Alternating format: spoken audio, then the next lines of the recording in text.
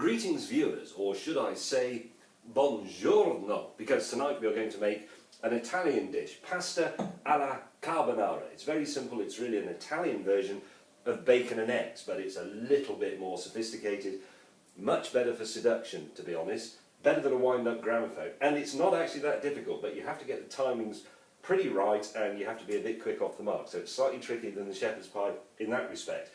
But the ingredients are very simple. Now if you're a purist, you will have spaghetti, you will have a chopped Italian bacon like pancetta, you will use pecorino romano cheese, and you will use some eggs, black pepper, all the usual cooking shit. However, this is unemployment tube. The idea is that we only use things that are available either from my cupboard of plenty down here or within a radius of 200 metres local shops. I have a small Tesco and a small Sainsbury's. So what we're actually using is some back bacon, normal sort of thing. We're using dried off-the-shelf pasta. You can use the fresh stuff. I actually think it's more difficult to cook and get right. And this stuff is cheap, pretty much foolproof. We're using Parmesan cheese. This is incredibly easy to get these days. You get it virtually everywhere. And we have 3 eggs. These eggs actually came from Richard Hammond's wife, Mindy. I mean, they came from chickens that Mindy Hammond keeps, not, you know. Don't write in with the fatuous comment, I've already thought of it and it wasn't funny anyway. Right, what we're going to do now is I'm going to prepare these ingredients. We'll jump ahead, I don't want to insult your intelligence. You need 2 pans, you need a bit of olive oil, you'll need some hot water from your kettle, you will need a plate or 2 in the oven, keeping warm. So, 2 rashers of back bacon have been chopped up into little pieces like that. You can use streaky if you want, you can use pretty much anything. I've even made this with bits of chopped up spam, and it was horrible. 2 lumps of Parmesan cheese, each about the size of a generous knob of butter. Then in that bowl I've broken 2 of the eggs. The third one we have to do something a bit clever with, and I'll show you that now. Now with the third egg we only want the yolk, which you have to separate from the white bit. The way to do this is get another bowl, break your egg, be careful not to let it all come out, and then, I don't know how well you can see this, break the shell in 2. And if you pass the yolk from one to the other, can you see? I lost a little bit there, but the white falls out into that bowl, and you can make a fashionable egg white omelette or, I don't know, a pavlova or something. Who gives a toss? So we've got 2 whole eggs, 1 just the yolk of an egg. That's very important. This is for 2 people, remember. Excuse me. Now, oh, by the way, today's tea towel is rules of the swimming pool.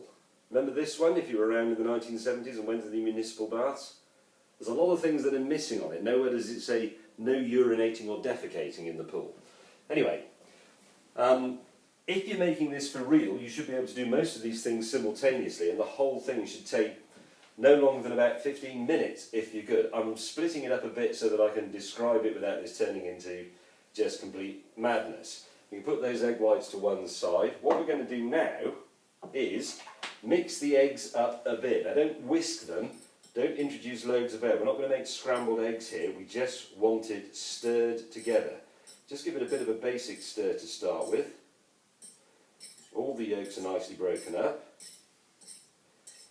So I don't know if you can see this without me getting it on the floor.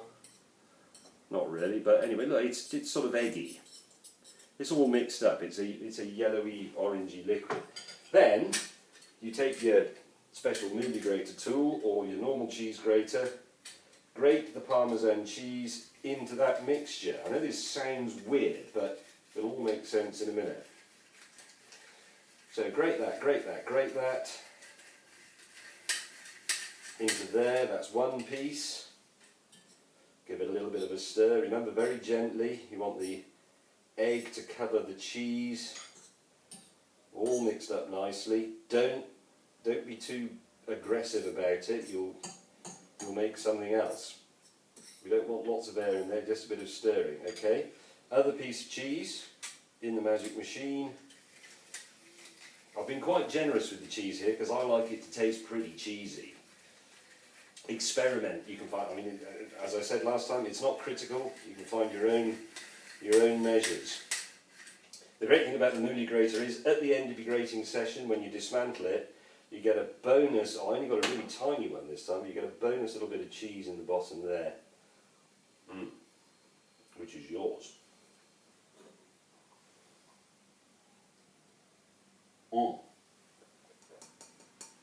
Nice bit of black pepper. Great thing about the black pepper, apart from it making it peppery, obviously, is it gives the finished product a slightly sort of granular texture, which is what you're looking for. It's very nice. Makes it seem a bit more exotic. I'm just going to show you this. I'm sort of halfway through stirring it up. Hold on. There you go. There's the egg, cheese, and black pepper mix. That's about half stirred up. It still needs a bit more work, but the trick is go slowly. Okay, there are two pans on the go here. This one at the back, the slightly bigger one, has some water in it just coming to the boil. I'm going to put a tiny little pinch of the left-wing cooking salt in there, a little bit more than that actually. This one at the front has about a heaped teaspoon of olive oil in it. That's where we're going to cook the bacon. Now you might be wondering, why not a frying pan? You could get away with a frying pan. There's a good reason for using a saucepan, which will become clear later on. It's because of the way it retains the heat apart from anything else.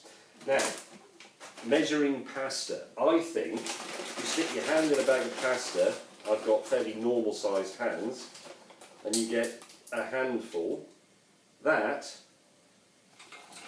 is about enough for one person. It doesn't look like it, doesn't look like enough, but it sort of gets bigger magically. So we'll have two handfuls of pasta, including the bits that fell out, and the stuff that was on the floor. No, it's gone under the old cupboard. Never mind. Right, just wait for that to come back to the boil. Just giving it a slight stir around to make sure none of it is sort of sticking to each other or anything like that. Once it comes back to the boil, we can start timing it using the vintage stolen laboratory clock.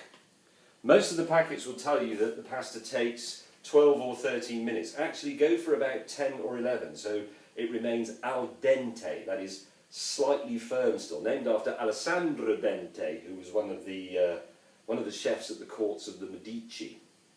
That's just starting to simmer at the back, so I'll make sure this bloody thing's wound up. Yes, it is. There we go. We're looking for 10 minutes or so. Right, the front ring, this has the olive oil in it. We'll get a flame under that, get it nice and hot. We're going to put the bacon in there and fry it. That pan is a bit too small for that ring. It's better to have a more vigorous flame on a smaller ring, but that one is a bit crap and never works properly. Anyway, it's hot, so pick up your bits of bacon, chuck them in the oil, like so. Quickly wash your hands.